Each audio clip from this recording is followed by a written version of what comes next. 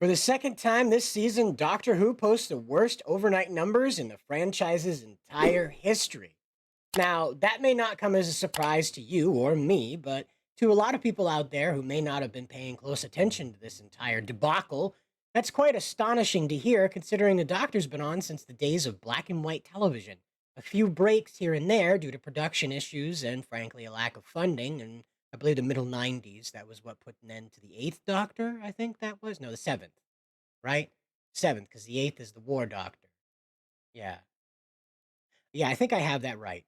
Again, correct me if I'm wrong down in the comments below, but here we are with yet another piece of evidence that this new direction, right? This go woke or get lost attitude that these showrunners have right now. You've seen it with Eric Kripke and the boys, and boy, howdy, did they end up paying the price for that? And we'll get into that Call of Duty mess in another video, but back to this right here. Remember, we were told, even by Jinx, the Jinx Monsoon, the maestro, that if you don't like it, you can go somewhere else, honey. You can go somewhere else with your attitude, your judgments. Yeah. Right? Right? Well, we did. We did go somewhere else. We didn't watch Doctor Who. Granted, I haven't tuned in since the 10th Doctor left. I didn't like Matt Smith's performance, and frankly, he's just his face reminds me of a bar of soap, and I don't hate the guy. It's really freaky. Okay? Especially when he smiles. I'm really like, where's your face detail? Why are you just smooth? Why is it just anyway? So Nakuti Gatwa, or Shooty if you prefer. I read it literal. Nakuti Gatwa, Shooty Gatwa is the star, is the 15th Doctor here. We'll just scroll down here to a picture of him. This is the 15th Doctor reacting to these numbers. But no, really, it's from the Ruby Tuesday episode that's referenced in the title here. Now, Shooty Gatwa himself has been on saying, if you don't like this, please take your attitude somewhere else. There are plenty of fans that are here to replace you. This is something that Jinx Monsoon said as well. Russell T Davies even says later on in this article that he's happy to just have the under 30 crowd. So at this point, what are they trying to tell us when they say this? They're telling us to go away, but at the same time, they're saying, send your kids in? Is that what they're doing? I'm not sure what the goal is here, but let's get down into the meat of this article and find out just what went on. This story comes to us from Spencer Bakuli over at Bounding Into Comics, and the Doctor's latest ratings disaster was first confirmed by UK television viewing aggregator Barb and relayed to the public by franchise-centric news outlet Doctor Who TV. And then again, this is a cut from the Ruby Tuesday, the Legend of Ruby Tuesday episode, yes. Per their numbers, the season's 7th episode, The Legend of Ruby Sunday, Ruby Tuesday is a restaurant chain. My apologies.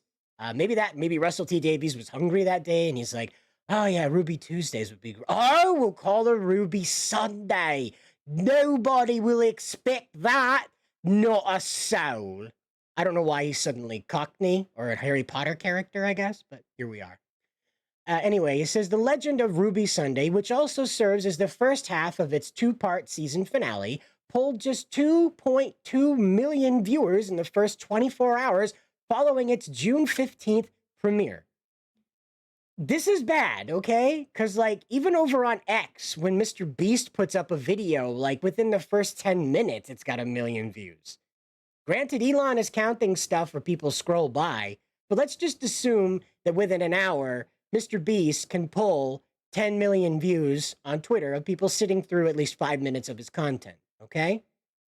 Doctor Who, a franchise that has been around longer than you and I have been alive, a franchise that is globally renowned, a franchise that until about 8 years ago was in great standing in the sci-fi community. This is only pulling 2.2 million views. I'll remind you that these are kind of YouTube numbers. This is what YouTube would like say, wow, that's a lot of viewers, dude. You need to ring the bells. You need to jump to the highest rooftops to tell everybody that you got 2.2 million views on your YouTube video.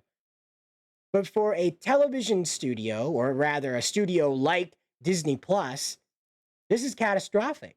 They've spent millions trying, more than this, I assure you, more than the amount of viewers they've spent in dollars promoting this. and it only renders this back. I would be terrified if I was trying to justify the continued existence of this to the board this morning. But let's go down and check out the numbers as they stack up against the others in this series so far. Notably, these viewership results are the worst of the entire season, coming in roughly at 20,000 viewers less than the 2.4 million brought in by the series' previous lowest performing episode, Boom. Now, you'll note right here that Boom is number 3 on all of this, okay? And I want to say that this one was the one where like nothing generally happened and it was mostly a flashback. I want to say that was what this episode was. So, admittedly, that was pretty dry, but this is an active episode trying to contextualize who Ruby Sunday is and why she's important to Ncuti Gatwa's doctor. Let's check it out. Episode 1 had Space Babies performing at 2.6 million overnight, 4.1 million on its 7th day. That's disastrous, right? That's like Fox News 10 o'clock at night viewership ratings, okay? That is awful. That is abysmal for a production company. This isn't some guy in his studio, right? Just recording a video for YouTube. This is a full-on production, all the way up to like having insurance and investors and certain people signed certain documents to commemorate each episode.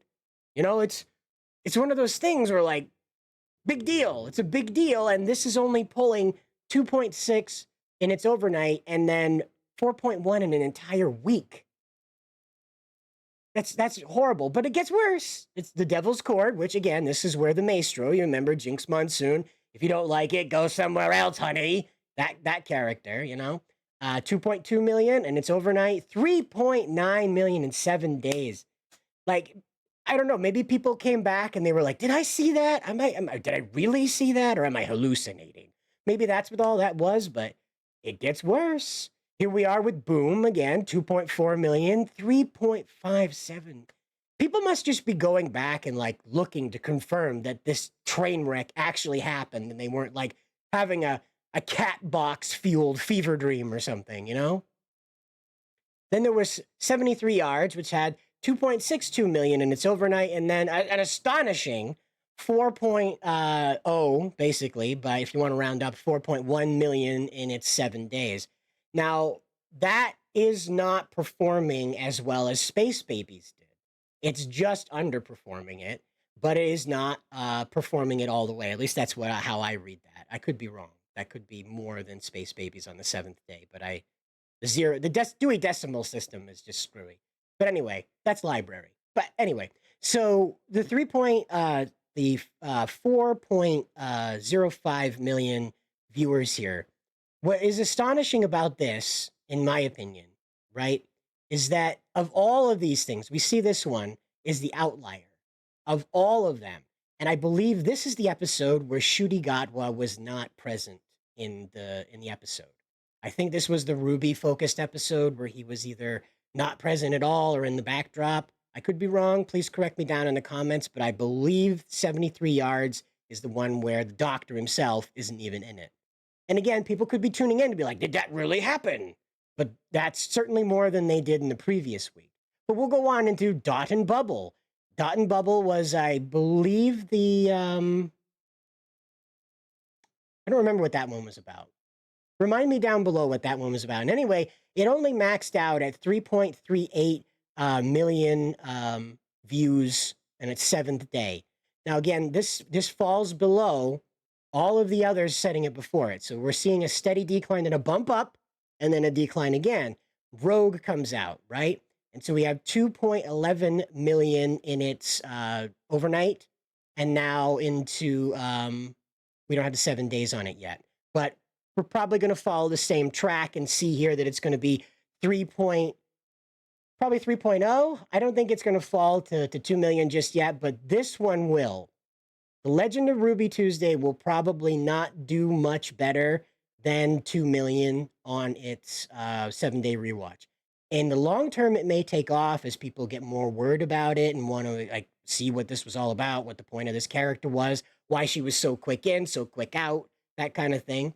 She kind of like has a little longer duration than the Christmas special companion. So it is kind of interesting why she's so quick in and so quick out. Story wise, we understand that they decided White Girl wasn't interesting enough, so they decided to bring in another person. I don't know. I don't have to check off the DEI checkboxes that Russell T Davies does. But as you can see here, The Legend of Ruby Tuesday Part 1 is not doing too well on its overnights. This is pretty bad. This is, as mentioned in the headline, the worst in the franchise's history. When asked about what was going on with these ratings and how he felt about it, this is what Russell T Davies decided to cope with.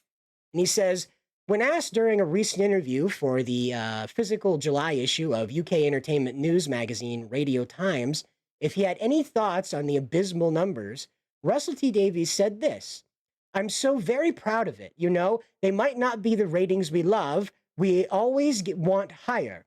But they are building over the 28-day period. Episode 1, Space Babies, is already up to 5.6 million and counting, so it's getting there. This is his cope, is that over time these are building up. Well, sure. So is the Gangnam Style video on YouTube. That's still accumulating views, right? Not too hot these days, though. I'm pretty sure there's a Live League video out there that's still accumulating views of some pretty gruesome stuff. So I can't say that accumulating views over the 28-day period really measures much for how the frenzy is for Doctor Who right now. But again, he goes on and he says this. He says, making note of the fact that despite its struggles, the series' most reliable demographic has been under 30s. Now, Davies said this. He says, quote, I was brought back in to bring in a youthful audience, and it's been massively successful. The audience no one ever gets are the under 30s. They just don't watch television anymore. But those figures are astronomical for Doctor Who, and it's their top program in that bracket. Now, I have to ask you, we'll go back here to the numbers. How well is it doing if only 2.2, well, less than that, 2.02 million viewers are tuning in to watch this, right? How many of the under 30s are you pulling in if that's the largest but not the dominant demographic, right? If you will. Let's say it's the dominant demographic. That's still under 2 million people that are under 30 watching this. That's not a victory. People playing Fortnite and then recording it and putting it up on YouTube, like Ninja and Vanoss Gaming and Terrorizer and Wildcat. They all get over 2 million views over a course of 28 days. What are you talking about, man? It's not a big deal to like see these numbers build up over time. It's the initial run that matters. That's why YouTube tracks this. If you don't know, when you get your channel monetized, YouTube starts tracking how long you retain an audience, and it'll tell you if you're holding them for 5 minutes, and it'll even give you the demographics of the people that are showing up, provided those have been given. This is not like an identity thing. They're not telling us that Jim watched for 30 minutes and Sally watched for 10. It's nothing to do with that. It's demographics breakdown of like who's clicking on this video and how long they stayed to watch. Just male, female, how long, how old, how young, that kind of thing. Regionally is more to do with like the United States, India, UK, that kind of breakdown, okay? This is all available on a YouTube channel, okay? So I can't imagine that the BBC and Disney Plus are not capable of rendering these same kinds of demographics. And thus, they are intimately aware that under 2 million people in the under 30 bracket that they're aiming to are watching this. Right? They're better off putting it out as a YouTube video. They're better off posting it on Elon's X. Look at the views that Tucker Carlson gets on his stuff. And he's in a log cabin. He's not even in a TARDIS going around time and space. But this is where we're at. They're out here trying to cope out here. Like, at least we got the under 30s, all 5 of them. I don't know. Maybe you have some, like, insight into this that I'm missing on why these numbers are so great. How about you comment below on what you think is going on over there and why they're trying to parade this around as a victory? Are we really looking at a repeat of what Marvel Comics did back in 2017 when they were telling, we don't want any of these Nazi fans. You can just go away. We don't like you. Is this happening again? Are they just trying to ignore that they sent anybody who cared about this franchise away, and that's why they're celebrating this? I don't know. Let me know down below. And until the next video, good luck out there.